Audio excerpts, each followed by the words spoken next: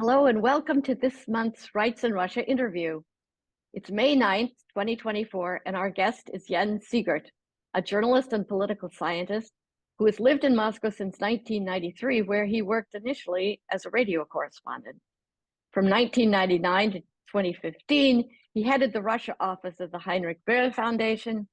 From 2016 to January 2021, he headed the EU project on public diplomacy, the EU and Russia at the Goethe-Institut in Moscow.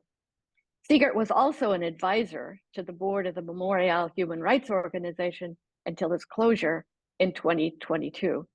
He's published numerous articles, as well as two recent books in German, 111 Reasons to Love Russia in 2018, and Russia in Principle, an encounter in 22 terms in 2021. His latest work, Russia After Putin, will be published this October. Welcome to Rights in Russia, Jens. It's a pleasure to see you again. Thank you for inviting me. It's my pleasure too.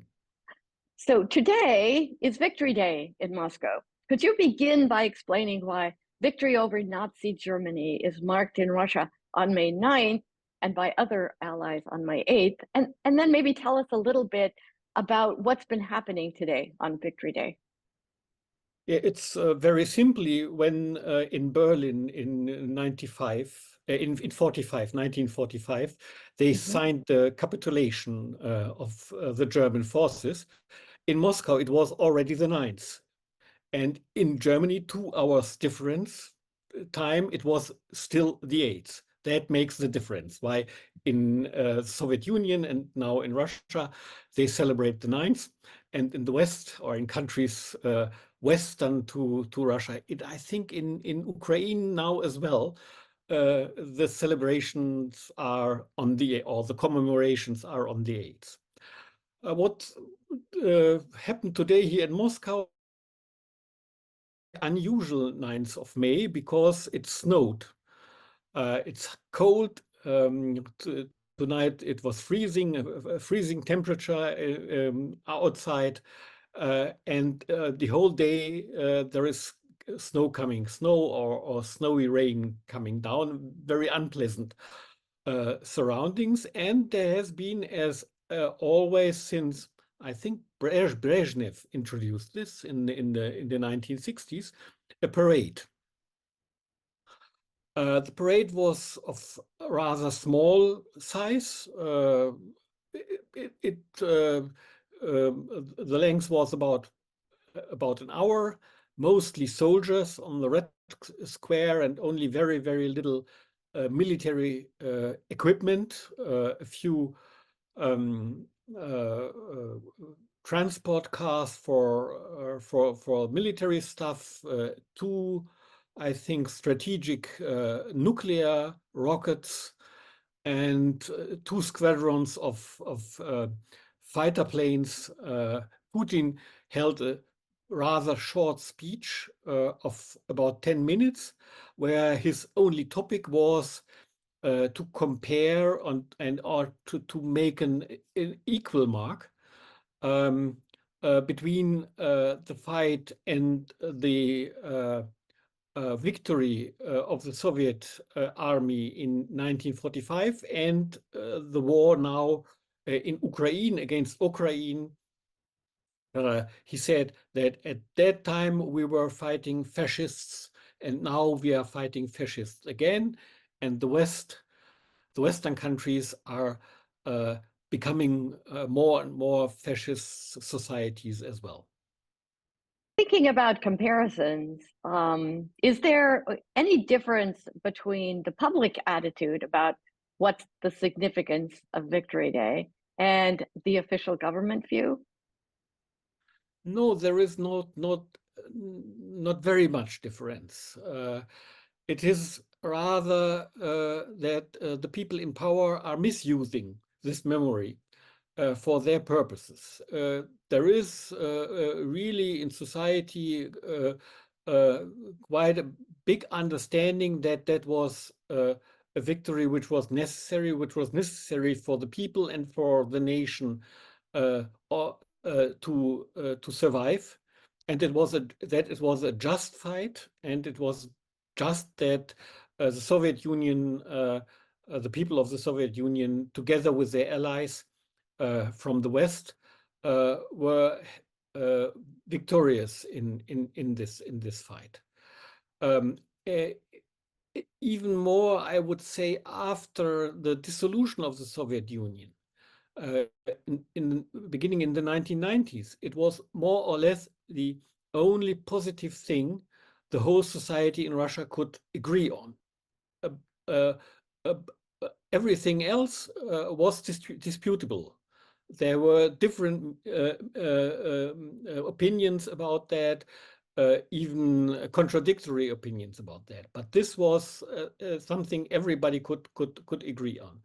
And Putin and his regime, they are using this unity to tell people that because of this, they have to follow their lead today, now in this war against this genocidal war against Ukraine. What about the public at this point? I mean, is there a difference in the public attitude? Do they see it in the same way?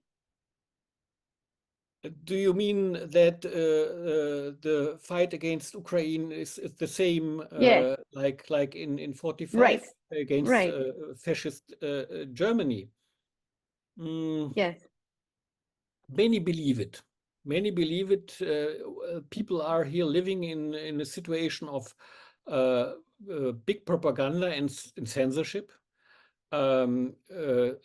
Yes, it is possible to get different information if you're going to the internet, if you are using VPN channels, but you know that you are getting this information only if you are looking for it. And normally people are looking for, who are looking for different information are already informed. Yeah, they don't need it so much. And sociological polls show that about 80% of the population of Russia are using only official channels, mainly state television, for getting informed about politics and what is going on in the world. What people, the same polls show that there are again about 20% of people here who are really believers, who are really share Putin's ideological views and how he frames the situation now. 60% of people are rather unpolitical. They don't care for politics, but if you tell them, you know, your country is at war and your country is in danger, and you have to be with your country, then they chose to be with their country. So you hear very often, you know, we are at war, and in such a situation we can't fight with each other. We have to stand together, and our disagreements we can talk about after the war. Can you talk about the extent to which the lives of Russians have been impacted by the war? Is there, I mean, do the sanctions appear to have had an impact on daily life? Yeah, it's generally the sanctions don't have any effect on general life. The shops are the shelves in the shops are filled. There is no shortage of anything. Maybe the only thing which is really visible, which disappeared, is Western cars from the car shops. There are mainly now Chinese brands are sold, yeah, but that's because of the Western car manufacturers have been leaving Russia. There is a you can see quite a big inflation, that people are becoming a little bit poorer, but on the other hand, the state tries to compensate that through paying higher wages. And then there is a part of society which is even economically better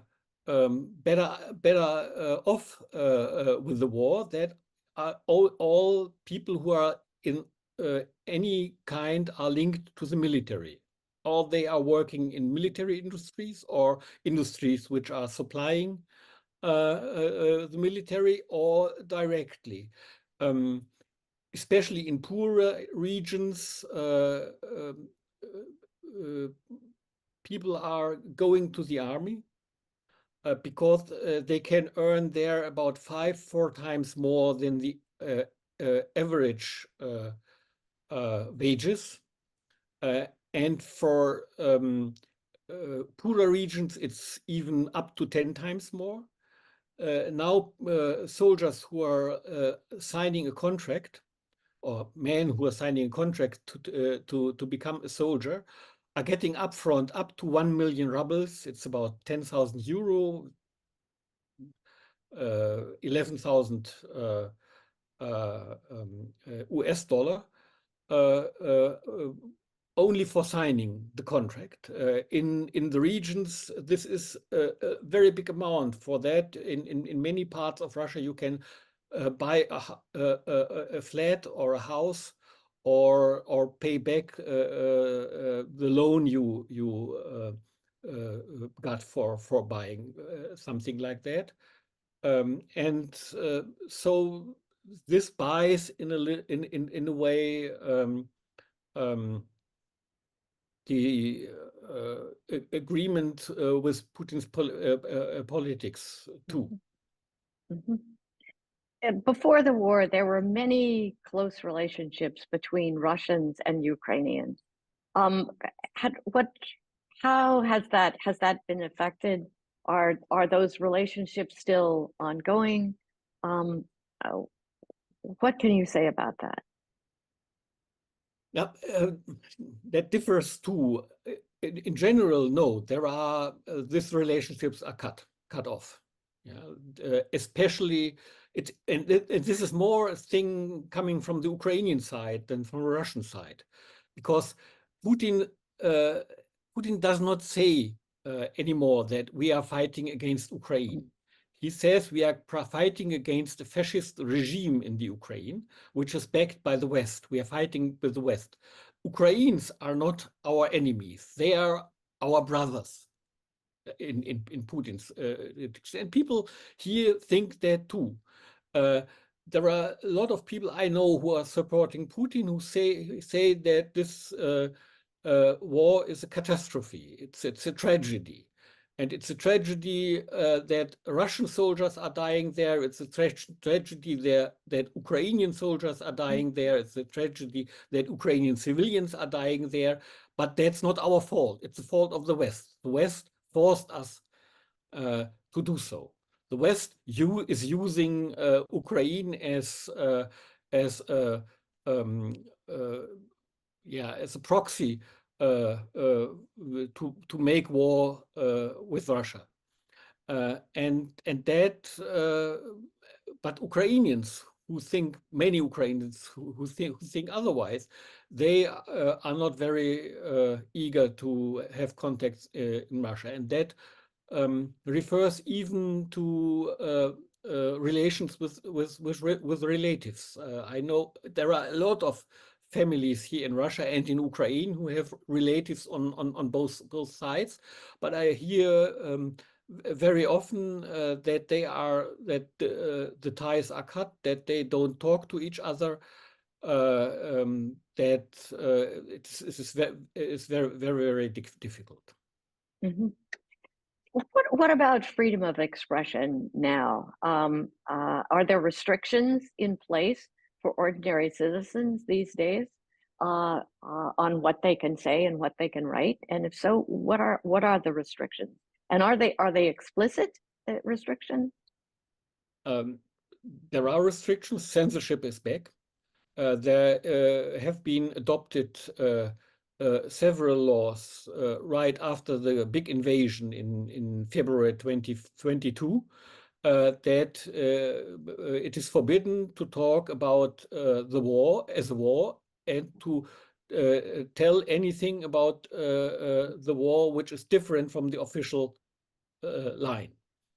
And there are, until now, a lot of people already convicted, either they had to pay a rather big fine, or Memorial is counting them about 200 are in prison at the moment, facing up to 10 years of imprisonment for example, telling the war a war. So people are and have to be in public very careful what to say. They say the official term for the war is special military action.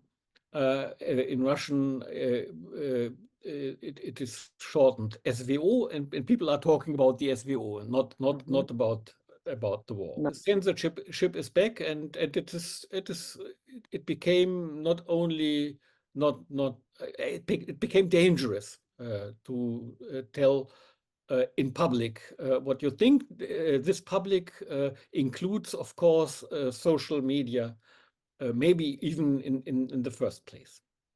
Mm-hmm. You mentioned Memorial, and I'm wondering about your friend and one of the leading figures in Memorial, Oleg Orlov. He's 70 years old now, serving 2.5-year prison term for expressing his views on the special military operation, as you just mentioned. Could you just briefly summarize, was that the case against him? And what do you know about his health and state of mind and how he's bearing up under prison conditions? Yes, he's in prison because he's against the war. He published an article first in French media, which was translated then into Russian and published here in Russia as well. And he protested in solitary protest on the Red Square against the war several times. He was fined and then accused of lying about, that's the official term, yeah, lying about the army. Yeah, that's why he is in prison. He's now appealing against his sentence, but against all what is usual. He was transported out of Moscow about a month ago and is now in a prison in the Samara region, which is at the Volga. In the meantime, he had some health difficulties. You mentioned his age. He turned 71 lately. But as people say who are here, who are writing him letters and getting letters from him, this is possible. Yeah, you can do it. Everyone in Russia can do it. That he is at the moment in good mood. And he's even joking a little bit. It's a little bit reminds me of how Alexei Navalny, yeah, hold himself in prison. But you know, it is terrible that Oleg is in prison, but he knew where he went. You know, he did it consciously, or even the otherwise he couldn't do anything else. His consciousness didn't allow him not to speak out.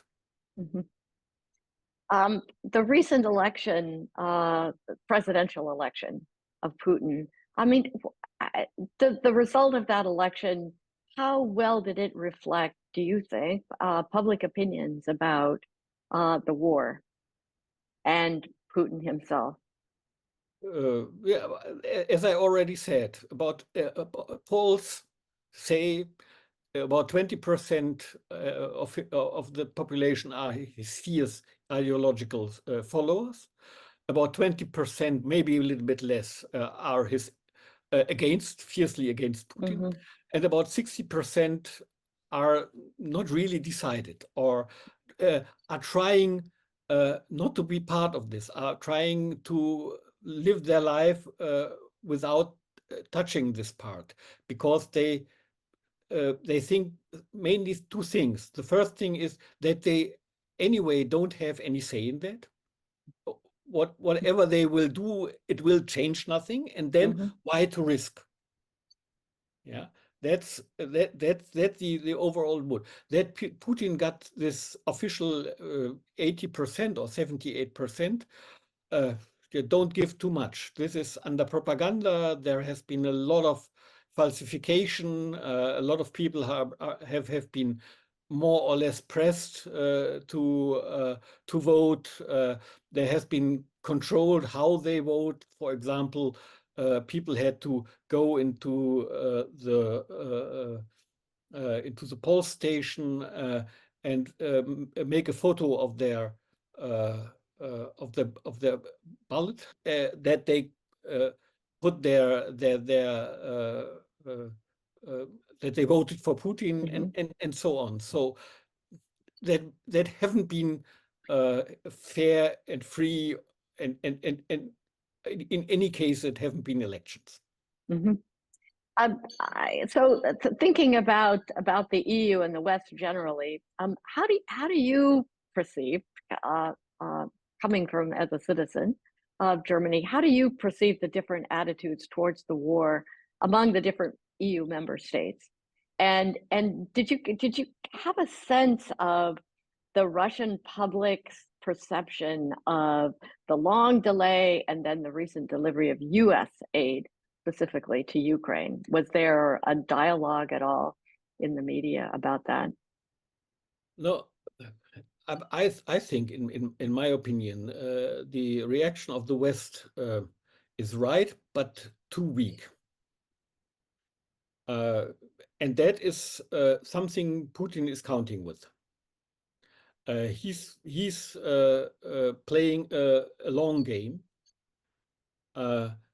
Now, since the Russian forces are advancing again in Ukraine, he seems, and the political elite as a whole here seems to be quite confident that they will win in the end.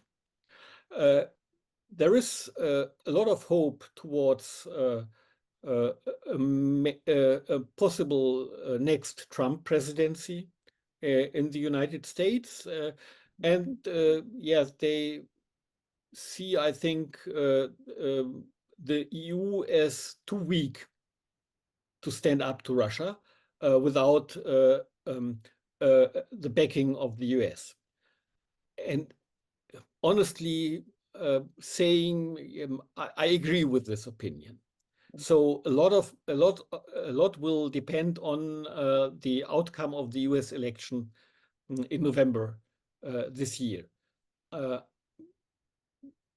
When there will be a Trump again will be president, then it looks very, very bad for Ukraine. If Biden wins, okay, the game may be again open. Mm-hmm. And as a special military operation, it's bound to end sometime. So if you had to sort of forecast, how do you think this one will end? I don't have any idea, because this depends on a lot of parameters, but the main parameter is the support of the West for Ukraine. All economic and military parameters say that Russia can't stand up to the West, to NATO as a whole, if they are really committed to this. But I don't see this commitment. I see in Germany, for example, the commitment Russia shouldn't win. but what does that mean? Shouldn't win? What will be the outcome? You maybe you have heard about the discussion about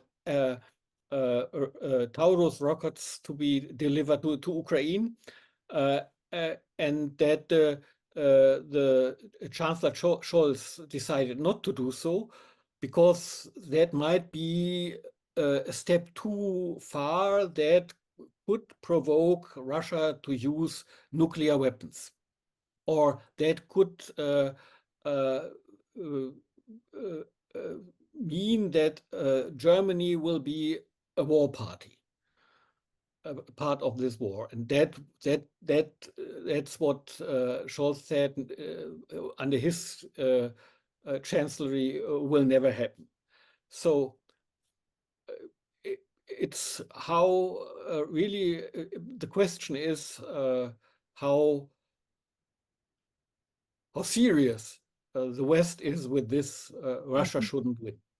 You have a book coming out in German in October, Russia After Putin. So for my last question, could you tell us something about the book, why you wrote it, and maybe share some of the main ideas you put forward about Russia's future? The first main idea is that as long as Putin is in power, nothing will change. We shouldn't have any illusions on that. There will be no compromise.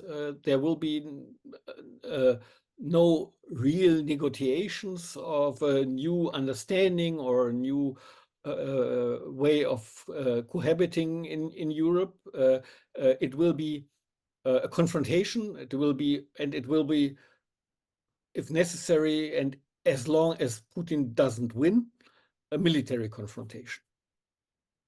So that's why the book has the title Russia After Putin, because the question is for me, and at the moment everything is clear. Yeah? We have to do everything that Putin won't win, that Russia won't win. So, but after Putin, there will be some change. Nobody at the moment knows how this change will be. Nobody knows at the moment how Putin will go. Yeah, will he die? Or will a coup d'etat be here? Very, very unlikely, but you know, nobody knows. Or will he hand over the power to some successor? The discussions are at the moment are reviving again here in Russia. That there might be some preparations of that. But anyway, there will be changes. Yeah, and we have to hope that these changes will lead to policy changes in Russia as well, because containing Russia, as we now see, will be in the long term very, very difficult and very, very costly. And I don't see, again, in the long term, the political will, the societal will in the West to pay these costs. At the end, it is a little bit like climate change. People don't want to pay now the costs for doing things to against climate change. Yeah, but in the end, it will become more costly even, as even then to put in the needed money and the needed resources right now, and that's what the book is about. Well, we look forward to the book. Maybe there'll be a translation. First, I know German. I want to thank you, Jens Siegert, for today's really rich discussion and for your special insights and perspectives from Moscow. That this was, we are really grateful that you gave us this time, and we look forward to this book and to seeing you again on Rights in Russia. Thanks for inviting me. It was a pleasure.